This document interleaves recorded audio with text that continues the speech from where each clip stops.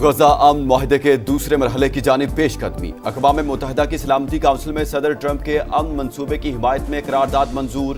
بین الاقوامی استحکام فورس کی تعیناتی، عبوری سیٹ اپ، تنظیموں کو غیر مسلح کرنے، امداد کی ترسیل اور تعمیر نو کے نکات شامل۔ قرارداد کے حق میں 13 ووٹ پڑے۔ روس اور چین نے ووٹنگ میں حصہ نہیں لیا۔ امریکی مندوب نے کہا قرارداد سے فلسطینی عوام کے حق کے خود ارادیت کی راہ ہموار ہوگی۔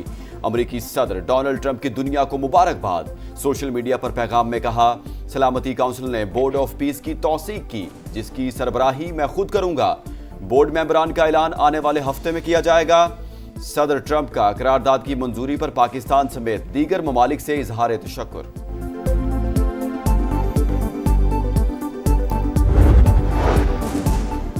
غزہ میں پائیدار جنگ بندی، انسانوں جانوروں کی حفاظت کے لیے قرارداد کے حق میں ووٹ دیا۔ پاکستانی مندوب آصف افتخار نے کہا صدر ٹرمپ کے امن منصوبے کا خیر مقدم کرتے ہیں۔ غزہ سے اسرائیلی فوج کی مکمل انخلا اور آزاد فلسطینی ریاست کے قیام کا مطالبہ۔ بین الاقوامی استحکام فورس اور گورننس بورڈ کا مینڈیٹ واضح کرنے پر زور۔ حماس نے سلامتی کونسل کی قرارداد مسترد کر دی۔ ایک بیان میں کہا قرارداد فلسطینی عوام کے حقوق اور مطالبات پر پورا نہیں اترتی۔ فلسطینی عوام بین الاقوامی ٹرسٹی شپ قبول نہیں کریں گے۔ غزہ میں بین الاقوامی فورس کو سیکیورٹی ذمہ داریاں دینا اس کی غیر جانبداری کو ختم کرنے کے مترادف ہے۔ بین الاقوامی فورس فلسطینی مزاحمت کو کمزور کرنے کے لیے استعمال ہوئی تو مزاحمت کریں گے، غیر مسلح نہیں ہوں گے۔ اسرائیل کے خلاف مزاحمت ہر طرح سے قانونی ہے۔ فلسطینی اتھارٹی کا قرارداد کا خیر مقدم۔ سعودی ولی عہد محمد بن سلمان امریکہ کے اہم دورے پر آج واشنگٹن پہنچیں گے۔ امریکی صدر ڈونلڈ ٹرمپ کا سعودی عرب کو F-35 طیارے فروخت کرنے کا اعلان۔ کہا سعودی عرب عظیم دوست ہے، ایران کی ایٹمی صلاحیت ختم کر دی۔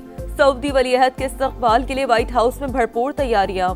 دفاعی معاہدے اور 2 ریاستی حل سمیت دیگر امور پر بات ہوگی۔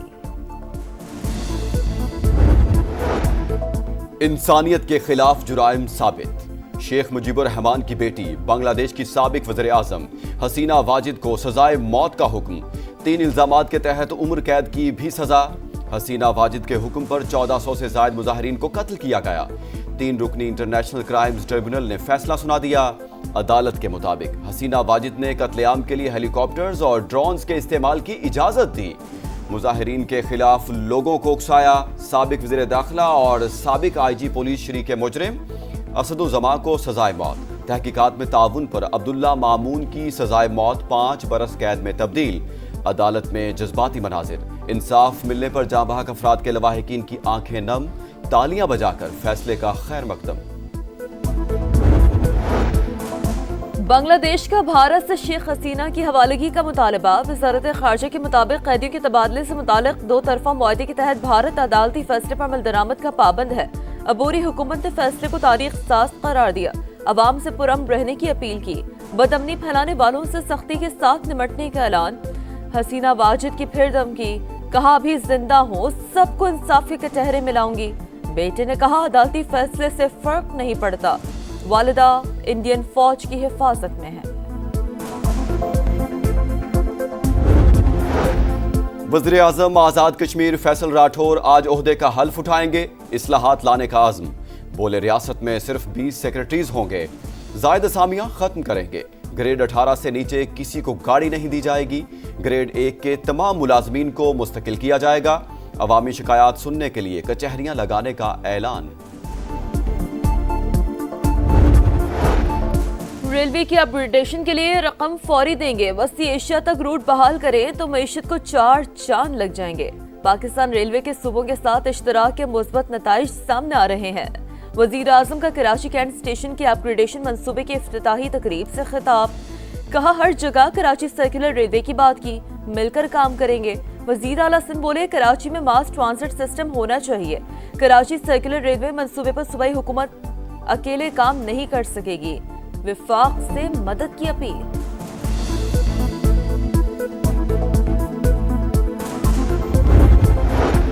27ویں ترمیم نامنظور۔ تحریک تحفظ آئین پاکستان کا جمعے کو یوم سیاہ کا اعلان۔ اسد کیسر بولے عدالتوں کو مفلوج کر دیا گیا، ہمارے پاس احتجاج کے سوا کوئی راستہ نہیں بچا۔ علی ظفر کہتے ہیں عدالتی نظام کمزور کرنے کی کوشش کی گئی، عدلیہ کی بحالی کے دو ہی راستے ہیں، جج استعفیٰ دے کر اصولی موقف اپنائے یا اندر رہ کر اصلاحات کے لیے جدوجہد کرے، دونوں راستے عوامی حمایت سے ہی مؤثر ہو سکتے ہیں۔ ایم کیو ایم اور پیپلز پارٹی میں پھر لفظی جنگ چھڑ گئی، اختیارات نچلی سطح پر منتقل نہ کیے تو 18ویں ترمیم ختم ہوگی اور نیا صوبہ بنے گا، مصطفیٰ کمال کی للکار، دنیا میں کوئی طاقت سندھ کو تقسیم نہیں کر سکتی، شرجیل میمن کا سخت جواب، مصطفیٰ کمال کی بات چیت کی پیشکش، کہا بلدیاتی بل آئے گا اور منظور بھی ہوگا، فیصلہ کیا آئینی ترمیم پر بلیک میل نہیں کریں گے، بعد میں حکومت سے الگ ہو جائیں گے۔ شرجیل میمن نے صوبہ توڑنے کی باتیں فضول قرار دے دیں، بولے 27ویں ترمیم کے ایجنڈے میں بلدیات کا ذکر تھا ہی نہیں، ایم کیو ایم مردہ سیاست کو زندہ کرنا چاہتی ہے۔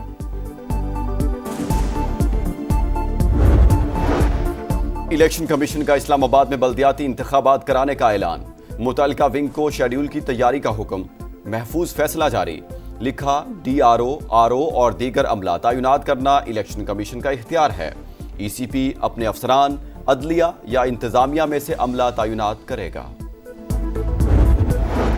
کراچی کے علاقے ڈیفنس فیز 5 میں فلیٹ کی چھت سے لڑکی کی پھندا لگی لاش برآمد، شناخت 17 برس کی زینب کے نام سے ہوئی، لڑکی کی 1 ماہ قبل شادی ہوئی تھی، خالہ کے فلیٹ میں رہائش پذیر تھی، آبائی تعلق سیالکوٹ سے تھا۔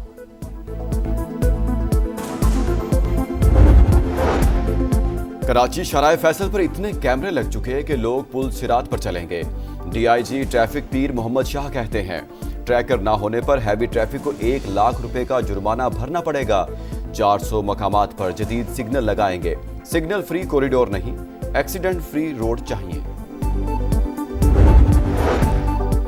برطانیہ میں امیگریشن قوانین کا اصلاحاتی منصوبہ پارلیمنٹ میں پیش کر دیا، وزیر داخلہ شبانہ محمود نے کہا کہ نئے قوانین کے تحت سیاسی پناہ کا دورانیہ 5 کے بجائے 2.5 برس ہوگا، مستقل رہائش کے لیے 20 سال انتظار کرنا ہوگا، سیاسی پناہ کا موجودہ نظام بے قابو و غیر منصفانہ ہے، نئے قوانین سے پہلے سے موجودہ سیاسی پناہ گزین متاثر نہیں ہوں گے۔